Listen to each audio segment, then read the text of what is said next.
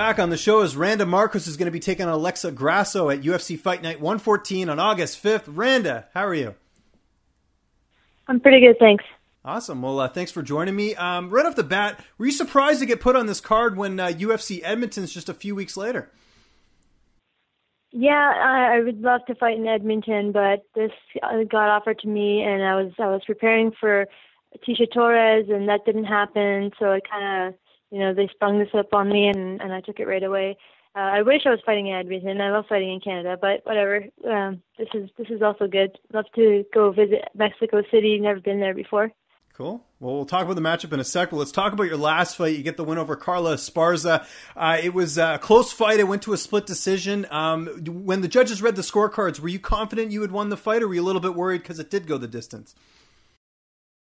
I felt like I did what I needed to do, and I felt like it was enough, but I also knew that it was a close fight, but I don't know. I was pretty confident because I did what I needed to do. I worked really, really hard for that. And, I listened to my corner, and if it wasn't enough, it wasn't enough. And thankfully it was. For sure. How did you celebrate after that win? A bunch of tequila shots, lots of pizza, and slept like a baby. Good stuff. I'm glad you got to enjoy it, because I know sometimes, on those cards, sometimes it gets a little late, so sometimes you don't have time to go out. So glad you got to enjoy the festivities. But let's talk about the win itself. What did it mean to get a win over her, especially with all the, the bullying that took place on The Ultimate Fighter? I mean, you guys had a lot of history, and you went out there and you took out a former champion. Yeah, I've been waiting for that fight for quite a while, and I knew it was going to happen, and eventually. So I always had in the back of my mind, I'm going to fight one of the best wrestlers in the 115 weight class, and having a win over her. Not only was it great that she bothered me in the show, and I was able to get back at her in the cage, but she was a former champ. That means more to me than anything. She was a former champ. She hasn't lost in a long time against anybody recently. But the champ and me. So it meant so much to me. She was beating like very well rounded girls, and I got to beat her. So it meant a lot to me. Awesome. Well, yeah, it was a great victory on your resume there. And someone else who was known as a bully on your season as well was Angela Magana. And I don't know if you heard what happened with her and Chris Cyborg. What were your thoughts on that whole thing? Were you surprised that the things kind of got out of hand that way? I'm not surprised. We all know how Angela Magana is just by looking at her, social media.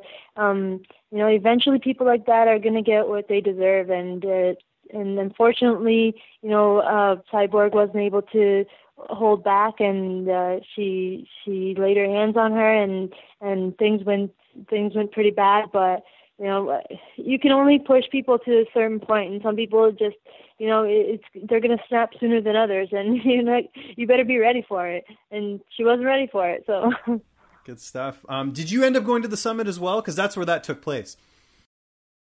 Yeah, I was there. I didn't get to see that happen. Thankfully, I wasn't there. But I heard it was pretty bad, and I really felt bad for Chris, to be honest. Okay, fair enough. How did you enjoy the summit? You guys got to go to that Snoop Dogg concert. Did you have a really good time? Yeah, that was an awesome event. I was really honored to be a part of it. I felt spoiled when I was there. The UFC was pretty cool to send us all out there. They set up a carnival for us. They had a private carnival, a Snoop Dogg concert, and just a bunch of really cool stuff. And we got to experience, to check out the facilities they had set up for us. They had they have a new UFC gym built for us to go whenever we want to. We can go out there to Vegas, stay out there and just train, and they'll train us. And they had upstairs, they had a huge MMA room. Downstairs was all conditioning. They have their guys, and it's all free for us whenever we want to go out there. I thought that was amazing to see, and to have that as an option to train out there. Nice. Did you meet any other fighters when you were out there, kind of make friends with any fighters that maybe you hadn't met before? There's a lot of different faces that I haven't met before, but everyone was really cool. I wasn't sure how everyone was going to be. There's a lot of fighters that we might fight in the future, or that we've fought in the past, and it was kind of awkward at first. But once the Snoop Dogg concert came, we were all kind of we put everything aside, and we all just had fun. It was a lot of fun. It was really cool atmosphere to be around everybody, and just got to just relax and just enjoy it. And we all have the same things in common, and it was just a really cool event to experience. Was there anyone in particular you hung out with during that weekend? I get to play beer pong with Michelle Watterson. She turned out to be a really cool person. I don't know who else. Chris Weinman was there. A lot of other people were there. It was just a really cool event. Awesome. Well, that's good to hear. Let's talk about this matchup. It's Alexa Grasso, 9-1. She's highly touted. How excited were you when you found out you'd be fighting her? Because, again, she had a lot of hype coming into her UFC debut. I was kind of shocked at the matchup, but at the same time, I'm excited. I'll get to go to Mexico. I know the altitude is a little different from here. We have no altitude here, but it's a lot different over there. But other than that, it's going to be a cool experience. I get to fight her. She's got a lot of things backing her up. She's got the altitude on her side because she's from Mexico. She's got the crowd on her side. She's coming off a loss, so I think she's got a lot of pressure on her. But also, I'm on a win-lose streak for a while now, and I feel like that's a lot of pressure on me. I need to break that streak, and this is a great opportunity for me to fight a pretty well-known fighter and big name, especially in Mexico. I get to go out there and show them what I'm about. And I know MMA math doesn't always work, but does it give you more confidence knowing you beat Felice Herring? I mean, you finished her, and Felice just beat Alexa in her UFC debut. Yeah, that plays a little part in the back of my mind, but at the same time, I think we've all changed. It's been a few years since The Ultimate Fighter, so we've all changed, and some of us have changed, some of us have gotten better. Have taken our losses and worked and gotten better from them, which I think Felice has done. I think she's gotten a lot stronger in her last few fights than I've ever seen her.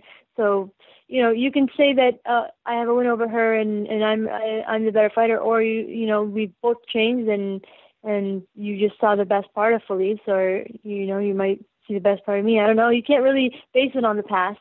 It's MMA. It's not something set in stone. We all change and we all have our good days and our bad days. So you can't really say that.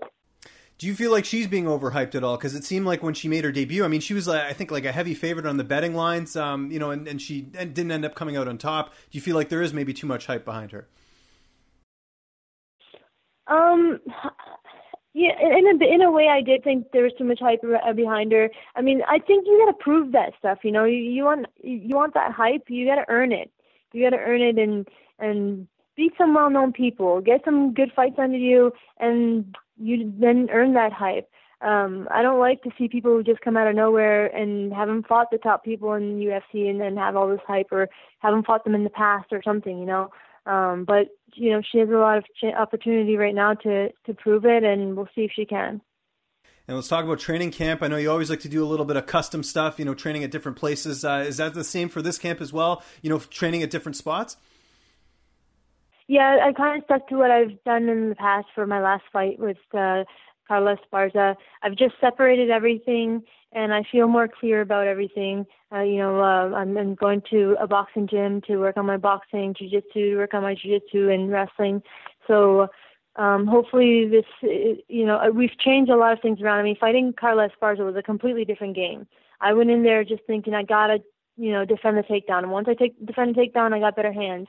So I look back at it now, I felt like it was a much easier game plan, a much easier way to train for a fighter like that. For Alexa Grasso, it's a lot different. I got to watch out for her hands as well as her jiu-jitsu. This fight can go anywhere. So I got to really, focus on everything equally. It's a lot more difficult than my last fight. And what about training partners? Who are some of the people you've been working with helping you get ready for this fight? I got a couple boxers here in Detroit that I work with, and I got my coaches bring out these guys for me to work with, who they think is best for me. I got a few wrestlers here in Windsor working with me. I'm working out in 313 BJJ in Detroit now, jiu-jitsu there, and I got a lot of partners over there. My coach is looking out for the right people for me and to match up my opponent all over the place. Yeah, that's awesome. It's nice to just have a coach kind of pick people out and kind of figure out what's working out best for you. I know the weight cut's probably going well. I see you posting pictures all the time with your nutritionist. Everything going well, getting down to 115 pounds? Yeah, actually, I'm a lot better than I've been in the last few fights. I've already, I'm walking around 127 pounds, and I feel great. I'm eating.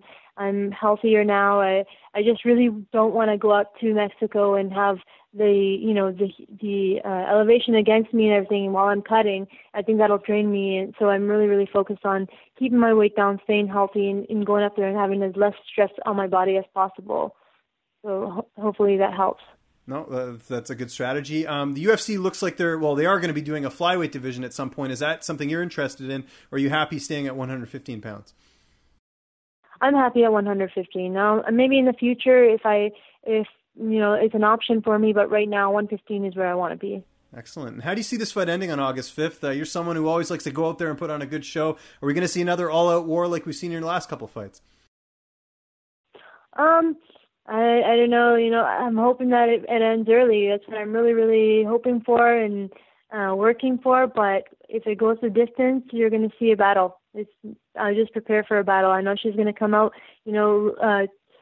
coming from a loss. She's going to look for that win, and so am I. So it's just going to be a battle. Be prepared for that. Now, is the ideal situation after this to fight on that Detroit card? Because that's going to be pretty close to where you are right now, as opposed to maybe going to some of the other events. Yeah, actually, I'm really excited about that Detroit event. That's really cool that the UFC is finally coming out to Michigan. I think they've been here a long time ago, but not recently. So to fight here in Michigan, it's the closest to Windsor that you can get right now. So yeah, I'm really excited for that, and hopefully they put me on that card. But right now my focus is on Mexico City. So hopefully after this, we'll think about that. Excellent. Before I let you go, a question I always ask you: what are you watching on Netflix right now? I haven't looked at Netflix in a while. Okay, what any TV shows you're watching right now, or do you not have time for that? I haven't really had time to sit down and watch TV in a while. No, Okay. Just been in the pool. If I have any time, I'm in the pool. I'm in the sun. You don't get the sun all the time, so you got to take advantage of it. Yeah, for sure. You're still working at the pharmacy during the day, right?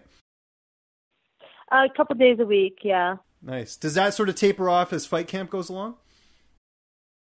Yeah, actually, this week I'm not working there, but until now I've been working there a couple days a week. It's a nice escape from training hard and focus on training. Just go out there and a lot of people are supporters over there at my work, and a lot of women are supporters, and they're just really friendly and just like working with them. Just having them around is really cool.